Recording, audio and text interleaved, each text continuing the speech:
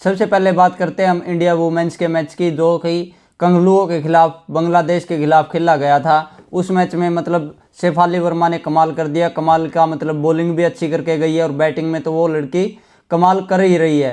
वो चाहे वो ओडीआई वर्ल्ड कप की पारियां हों, चाहे ये T20I वर्ल्ड कप की पारियां हों, वो लड़की बेसिकली ऊपर से अच्छी शुरुआत दे रही है। स्मृति भी अच्छा खासा साथ दे रही है, लेकिन इस मैच में स्मृति चल नहीं पाई। ठीक है, इस मैच में हम अफोर्ड कर सकते थे स्मृति का ना चलना, लेकिन ऑस्ट्रेलिया के खिलाफ स्मृति को एक बड़ी पारी खेलनी होगी और साथ के साथ शेफाली वर्मा को भी अच्छा खासा साथ देना होगा। रीजन बिहाइंड दैट, क्योंकि ऊपर से अच्छी पारियां आती हैं तो बीच में गुड़ गोबर करने में लगी हुई है हमारी लड़कियां, क्योंकि वो है ना बॉल टू बॉल खेल के जा रही है T20I में। वो हम अफोर्ड नहीं कर सकते T20I में, क्योंकि आगे सामने आने वाले मैच में ऑस्ट्रेलिया होगी और ऑस्ट्रेलिया को हराना बड़ा ही ज़रूरी है। आने वाले तीनों मैचेस बड़े ही क्रूशियल होंगे। लीग स्टेज का आखिरी मैच होगा ऑस्ट्रेलिया के खिलाफ, फिर सेमीफाइनल भी इंग्लैंड या वेस्ट इंडीज़ के खिलाफ होगा और फाइनल तो इम्पोर्टेंट होता ही है। मतलब तीनों मैच ऐसे हैं करो या मरो वाले। अगर इंडिया जीत गई तो हम T20I वर्ल्ड कप ले आएंगे, और ऐसी खराब फील्डिंग के साथ हम नहीं लेके आ सकते। दो काम करने होंगे इंडिया को, एक तो मिडिल ऑर्डर में ठीक ठाक बल्लेबाजी करनी होगी, दूसरा मोस्ट इम्पोर्टेंट मैच इस खराब फील्डिंग से बचना होगा। इस मैच में भी मतलब पहले 5 ओवर्स में ही 4 कैचेज छोड़ दी थी इंडिया ने, इतना बुरा हाल हुआ है इस मैच के अंदर भी। और इस खराब फील्डिंग के साथ हम कंगलू और पोर्कियो के सामने तो जीत सकते हैं। कंगलू बेसिकली बांग्लादेश और पोर्की बेसिकली पाकिस्तान, इन जैसी टुच्ची टीमों के सामने हम जीत सकते हैं, जो मतलब आते ही राशन पे लेने वर्ल्ड कप में और किसी भी सीरीज में। अदरवाइज ऑस्ट्रेलिया और इंग्लैंड, साउथ अफ्रीका ने हमने पिछले मैच में धर लिया है। उस मैच में भी सबसे बड़ी कमी थी बीच में आके वो स्ट्राइक रेट की कमी और दूसरी फील्डिंग की। उस मैच में भी वही हाल हुआ था। अगर अगले मैच में भी यही सेम गलती करी तो हम हार जाएंगे, फिर T20 वर्ल्ड कप का सपना ही रह जाएगा। अगली बार के लिए फिर से ट्राई करना होगा। मैं ये उम्मीद करता हूं कि अगले मैच में इंडिया की लड़कियां कमाल और शानदार करेंगी, फील्डिंग में भी अच्छा करेंगी, मिडिल ऑर्डर में आके वो ठीक ठाक काम करेंगी। अगर मिडिल ऑर्डर में आके ठीक ठाक काम होता है तो ऊपर से अच्छी शुरुआत शेफाली वर्मा और स्मृति मंदाना दे के चले ही जाती है। उन दोनों में से बेसिकली एक की अच्छी पारी आती ही आती है। फील्डिंग की आज की बता दूं, आज मैच में भी मतलब फील्डिंग के साथ वो राधा यादव अगर कैच पकड़ लेती मैरीजान कोप की शेफाली वर्मा की बॉलिंग पे, तो हम उस मैच को जीत जाते। इस वर्ल्ड कप में मेरे को लग रहा है थोड़ा बहुत स्मृति ने ठीक ठाक काम किया है और बड़ा ही शानदार प्रदर्शन दिखाया है शेफाली वर्मा ने। शेफाली वर्मा हरियाणा की बेटी शानदार प्रदर्शन कर रही है, लेकिन उसको साथ मिलना होगा। मतलब एक या दो प्लेयर से वर्ल्ड कप नहीं जीते जाते। वर्ल्ड कप जीतने के लिए आपको मतलब पूरा टीम परफॉर्मेंस देनी होगी। टीम मतलब 7-8 बंदों को अच्छा करना होगा पूरा वर्ल्ड कप अगर आपको जीतना है। ऊपर से एक बंदा अच्छा कर जाएगा, वो बॉलिंग में भी ठीक कर रही है, बैटिंग में भी ठीक कर रही है, लेकिन एक बंदे के दम पे वर्ल्ड कप कभी नहीं जीते जाते। और एक बंदे के दम पे ऑस्ट्रेलिया और इंग्लैंड जैसी बड़ी टीमों को हराया भी नहीं जा सकता। अब सबसे बड़ा टारगेट हमारा आने वाला मैच है ऑस्ट्रेलिया के साथ, और उस मैच को जीतना ही होगा, क्योंकि साउथ अफ्रीका के आसान मैच बचे हुए हैं। तो साउथ अफ्रीका अपने बचे हुए दोनों मैच जीत जाएगी। आज भी वो बड़ा अच्छा खेल रही हैं, लेकिन हमारा ऑस्ट्रेलिया के साथ बचा हुआ है। हमें वो मैच भी क्वार्टर फाइनल खेलना होगा, फिर उसके बाद सेमीफाइनल भी बड़ा क्रूशियल मैच होता है और फाइनल भी। उसके बाद तो मौका ही नहीं है। अब तीनों मैचों में हमारा ना तो खराब फील्डिंग करने का मौका है और ना ही बीच में स्ट्राइक रेट खराब करने का मौका है। तो पहले बात कर लेते हैं कंगलुओं के खिलाफ, मतलब बांग्लादेश वर्सेस इंडिया के T20I मैच की। इसमें क्या हुआ, बेसिकली बांग्लादेश ने टॉस जीत के पहले बैटिंग का फैसला किया। बैटिंग करते हुए ऊपर से 1-2 पारियां ठीक आई थी, रन और बॉल के हिसाब से ही आई थी, कोई ठीक ठाक पारियां नहीं थी। 4 पे 8 करके गई दिलारा अख्तर। टोटली इन्होंने किए 136 पे 8, 20 ओवरों में 136 रन नहीं कर पाई। लेकिन ऑस्ट्रेलिया ऐसा नहीं करेगी। ऑस्ट्रेलिया कम से कम टारगेट देगी 180-90 का, या पहले हम बल्लेबाजी करने आते हैं तो हमें भी ऑस्ट्रेलिया को कम से कम 190 का टारगेट देना होगा, क्योंकि बड़ी धुरंधर टीम है ऑस्ट्रेलिया की। ऑस्ट्रेलिया को रोकना है तो बैटिंग भी कमाल करनी होगी। बॉलिंग हम ठीक ठाक कर रहे हैं, श्री चरणी अच्छा काम कर रही है बॉलिंग में, लेकिन बैटिंग मिडिल ऑर्डर में कमाल करनी होगी, फील्डिंग में अच्छा काम करना होगा। अब बात कर लेते हैं बांग्लादेश की बैटिंग की। दिलारा अख्तर करके गई 4 रन 8 बॉल में।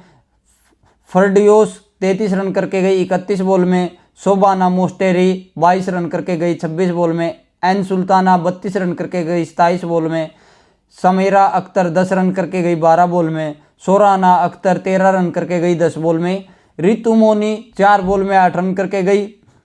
रेबिया खान ने 2 में 2 किए।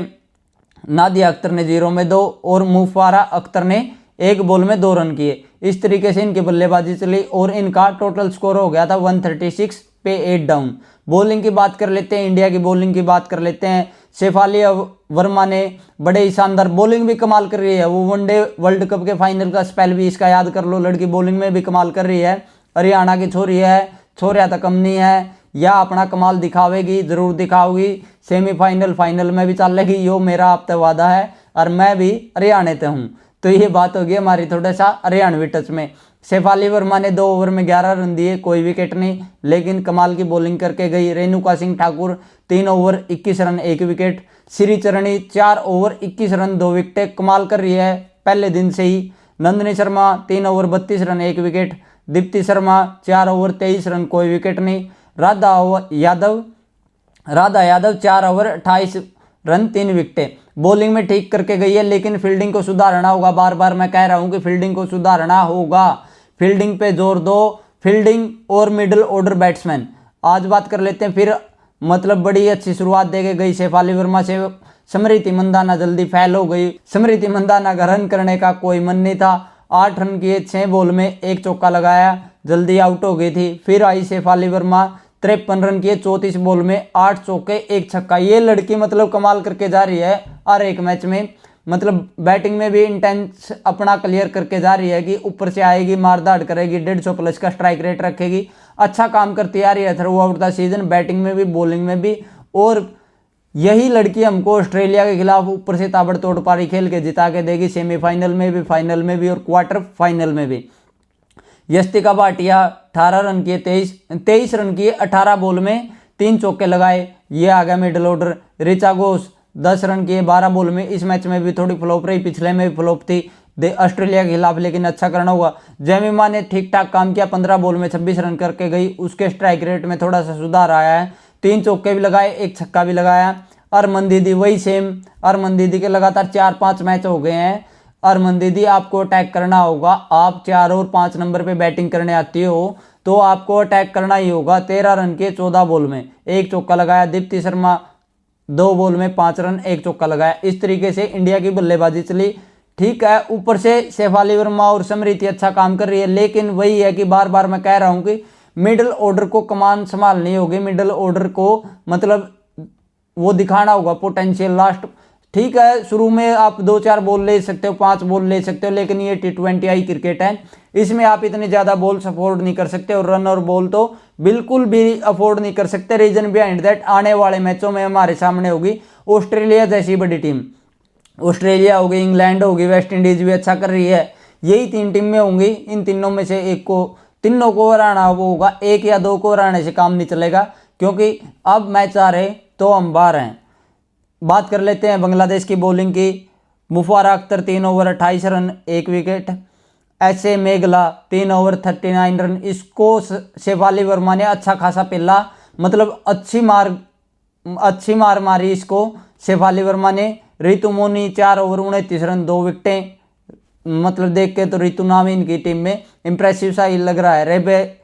Rebia Khan 3 over 19 run 1 wicket. Nadia Akhtar 3.5 में 24 रन देके 1 विकेट। इस मैच को तो जीत लिया। फिर मैं जाते जाते वही कह के जा रहा हूँ आपको कि आने वाले मैचों में मतलब मिडिल ऑर्डर को और फील्डिंग को कमाल करना होगा। फील्डिंग, इतनी खराब फील्डिंग हम आने वाले मैचों में डिजर्व नहीं कर सकते। एक कैच भी भारी पड़ सकता है, जैसे पिछले मैच में वो राधा यादव ने कैच छोड़ा था कोप का, तो उसी वजह से हम हार गए थे। तो अगले मैचों में भी एक कैच भी भारी पड़ सकता है। तो फील्डिंग में कोई गलती नहीं होनी चाहिए, ग्राउंड फील्डिंग भी अच्छी होनी चाहिए और कैचिंग भी अच्छी होनी चाहिए।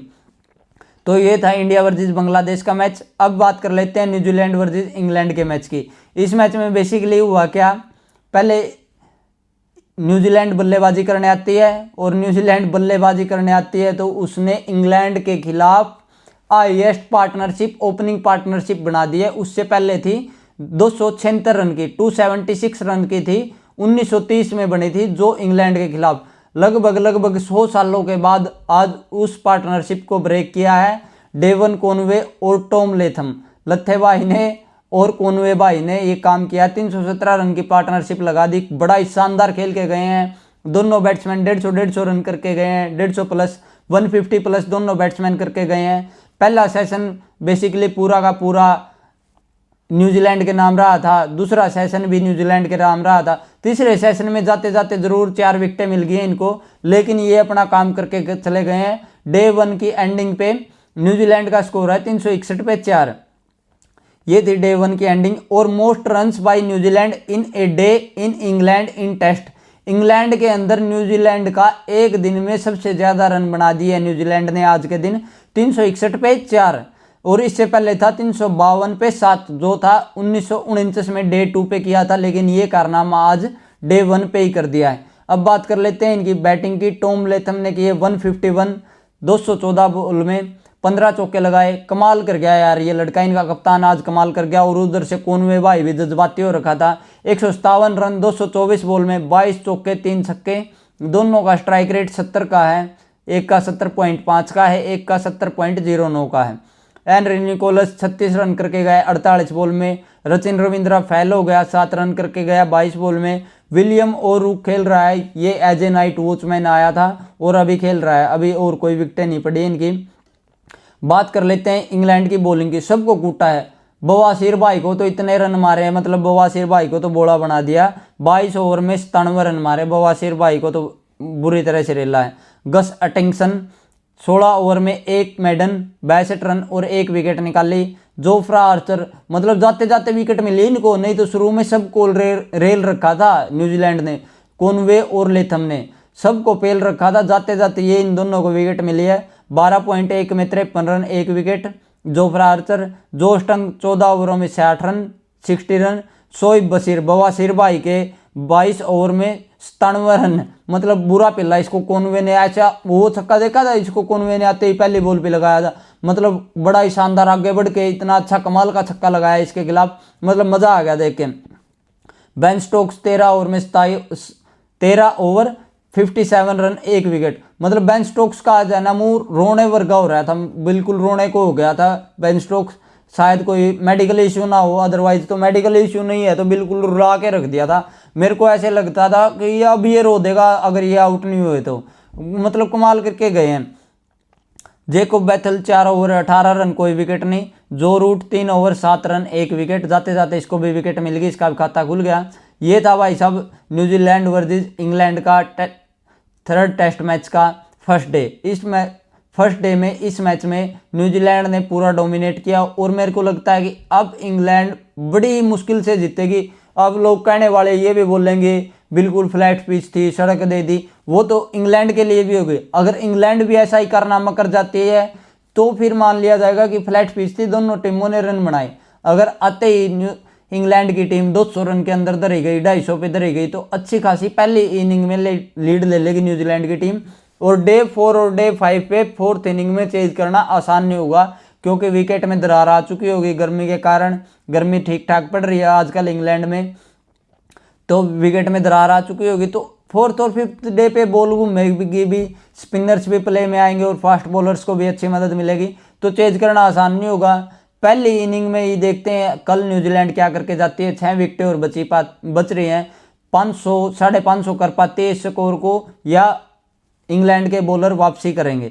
ये था इस मैच का। कल डे 2 पे मिलते हैं अगर कोई अच्छा हुआ, अदरवाइज कल के लिए इस मैच को पोस्टपोन कर देंगे। किसी ना किसी एक प्लेयर की बायोग्राफी लेके आएंगे जो कोई प्लेयर अच्छा करके गया हुआ। और आपको ऋषभ पंत की और रजत पाटीदार की बायोग्राफी कैसी लगी उस वीडियो के नीचे भी कमेंट करके आना। और जाते जाते इस वीडियो को भी लाइक करके जाना, वीडियो पे कमेंट करके जाना और बताना कि आपको डेवन कॉनवे की और टॉम लेथम की बल्लेबाजी कैसी लगी। अगर आपने देखी, नहीं देखी तो ये स्कोर है, मैंने देखी थी, मतलब मजा आ गया बैटिंग देख के। दोनों लड़कों ने कमाल किया, कोई भी मौका नहीं दिया, मतलब सेशन 1 में भी कोई मौका नहीं दिया, सेशन 2 में भी कोई मौका नहीं दिया। तीसरे सेशन में जरूर 4 विकेटें चटकाई, लेकिन इतना ज्यादा गेम में वापसी नहीं की है। अगर इनको ये 500 तक रोक लेते हैं तो भी एक बड़ी अचीवमेंट होगी इंग्लैंड की। आप और इंडिया के लड़कियों के बारे में भी बता के जाना कि क्या राय है, इंडिया ये T20 वर्ल्ड कप जीत रही है या नहीं जीत रही है। अगर जीत रही है तो किस किस चीज़ पे सुधार करके जीतेगी। मेरे को लगता है कि मिडिल ऑर्डर ठीक करना होगा और फील्डिंग ठीक करनी होगी, दो ही कमियां हैं। ये दो कमियां दूर हो जाएंगी तो इंडिया इस मैच को बड़े आराम से जीत लेगी। इस मैच को कह रहा हूँ, माफ कीजिएगा, इस T20 वर्ल्ड कप को बड़े आराम से जीत लेगी। आप अपनी राय जरूर देके जाना, जाते जाते वीडियो को लाइक भी करके जाना और चैनल को सब्सक्राइब कर लेना। जैसे ही हमारे 50 सब्सक्राइबर होंगे हम लाइव आया करेंगे यूट्यूब पे, आपसे रूबरू होंगे, मतलब आपकी बातें भी सुनेंगे, मैं अपने विचार भी रखूंगा, आपके विचार भी लूंगा, कुछ बातें मैं करूंगा, कुछ बातें आप करोगे, एक दूसरे से कनेक्ट कर पाएंगे। सो प्लीज़ जाते जाते सब्सक्राइब करके जाना और धन्यवाद फॉर वॉचिंग।